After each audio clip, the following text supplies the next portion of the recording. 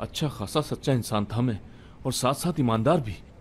पता नहीं इतना बड़ा झूठ कैसे बोल दिया मैंने, और झूठ भी इतना बड़ा, अपनी बहन के बारे में बोल दिया मैंने।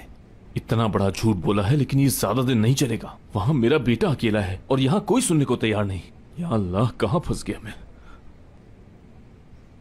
Hey you, come here. किसको बुला रही है? इधर आओ ना। ओह, ये तो मुझसे बात कर रही है। ये क्या टोल मैडम, इतने सारे बैग्स?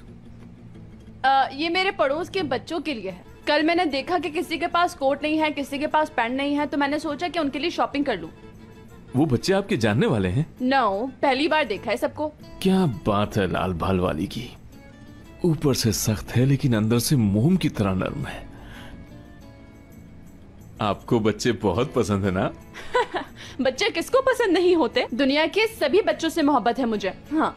इसने तो और ज्यादा मेरे दिल में जगह कर ली। अगर इससे शादी हो गई तो ये तो मेरा बच्चा भी संभाल लेगी। क्या बात है, एक तीर से दो शिकार कर लूंगा मैं। क्या हुआ, घूर क्यों रहे हो?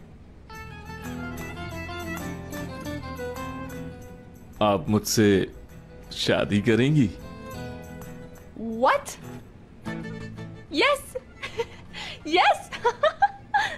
हाँ बिल्कुल करूंगी मैं। जाओ, सब जाओ यहाँ से। मैं शादी कर रही हूँ, शादी। आप खुश हैं?